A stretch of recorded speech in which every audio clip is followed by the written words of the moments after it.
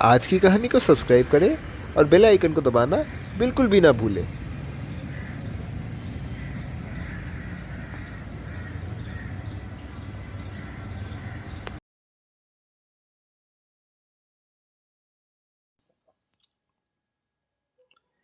यहाँ पर एक मजदूर रहता था जो कि बहुत गरीब था। उनका एक घर था जिस पर वह अपने परिवार के साथ रहता था। एक दिन वह राज्य के राजा से जमीन का कुछ अंश मांगने की सोचता है। वह वहाँ उस जमीन पर धान की खेती करता है। वह वहाँ उस जमीन को खोदते हुए जाता है, तभी वहाँ उस जमीन पर एक सोने की ओखली मिलती है। वह अपनी पुत्री से यह सोने की ओखली राजा को भेंट करने को कहता है, परंतु उनकी पुत्री इस ओखली के साथ मूसल भेंट करने को कहती है। वह उस ओखली को राजा को प्रदान करने को जाता है। वह इसको जमीन पर खुदाई के दौरान प्राप्त करता है। ये बात वह राजा को बताता है। राजा प्रसन्न होता है और उसको इस ओखली संग एक मूसल देने को कहता है, मगर वह दे पाने में असमर्थ था। राजा तथा अन्य जन उसकी इस बात से चकित होते हैं और उसे कारागार में बंद कर देते हैं।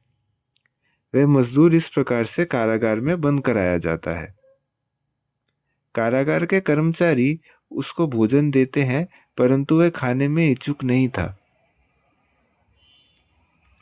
वह मजदूर रोता और बिलखता रहता था। वह अपनी पुत्री के कहे हुए गए शब्दों को याद करता रहता था। राजा मजदूर को अपने पास बुलाने का आदेश देता है। राजा उससे दुखी होने का कारण पूछता है। मजदूर उसको अपनी पुत्री का कहना ना मानने की बात बताता है। वह उसका कहना राजा को बताता है। राजा उसकी पुत्री के कहने से संतुष्ट होता है और उसको अपने दरबार पर निमंत्रित करता है। उनकी पुत्री को निमंत्रित किया जाता है। वह सामान्य वेशभूषा धारण करने को कहा जाता है। उनकी पुत्री को कई शर्तें अनुसार राजा के दरबार को पेश करने को कहा जाता है। उनकी पुत्री साधारण वेशभूषा में राजा के निकट हाजिर होती है। राजा उसकी उपस्थिति से प्रसन्न होता है और दरबार में मजदूर को आजाद करने की घोषणा की जाती है।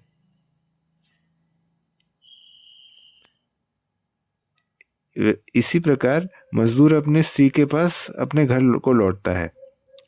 कुछ दिनों के बाद राजा के दरबार में सेना का प्रदर्शन होता है। यहाँ पर कई मजदूरों के बीच झड़प हो जाती है। इनमें से एक मजदूर लकड़ियों को लेकर जा रहा था, तभी अन्य मजदूर एक बैल और घोड़े के बच्चे को लेकर जा रहा था। वह घोड़े का बच्चा उस लकड़ियों की गाड़ी के पीछे छिप गया था। ये झड़प की बात राजा के दरबार तक आ पहुंचती है। राजा फैसला सुनाता है कि जिस मजदूर को यह घोड़े का बच्चा मिलता है, वही मजदूर इसकी रखवाली करेगा। वह खोया मजदूर रोते बिलखते हुए वहां से गुजरता है और एक और रानी को वहां से गुजरते देखता है और उस घोड़े के बच्चे के बारे में पूछता है। वह खोया मजदूर वापस उनके पास जाकर उस बच्चे को वापस पाने के लिए भीख मांगता है। महारानी मजदूर की बात रखती है और उसे कार्य सौंपती है। मजदूर अगले दिन मछली की जाली को ले जाता है और सूखी जमीन पर मछलियां पकड़ने जाता है। तभी प्रदर्शन करते समय एक आदमी उसके निकट आता है और उसकी इस कारनामा के बारे में पूछता है। मजदूर ये उत्तर देता है कि सूखी जमीन पर मछलियां पकड़ना उतना ही आसान है जितना एक बैल के लिए एक बच्चा पैदा करना। अगले दिन वह दूत दरबार को यह संदेश भेजता है और राजा स्वयं को निर्दोष बताता है। वह अपनी स्त्री को इस व्यवहार के बारे में पूछता है। वह अपनी स्त्री को अपने घर जाने के लिए कहता है। उसकी स्त्री अपने परिवार की ओर अग्रसर होती है। उनकी स्त्री उनका कहना मानती है और राजा से एक शर्त रखती है। वह उनको एक पेय पीने को देती है जिसको राजा पीने लगता है। और उस पेय को पीने से राजा सो जाता है। वह कर्मचारी को बुलाती है और राजा को उठाकर एक चादर में ओढ़ लेता है और उन्हें रथ पर उठा लेता है। रानी उन्हें अपने घर की ओर ले जाती है। वह वहां पर अपने बिस्तर पर जाकर सुलाती है। राजा उस बिस्तर पर जाकर सो जाता है। अगले दिन उसकी नींद खुलती है और उसे स्थान थोड़ा अलग और वीरान लग रहा था।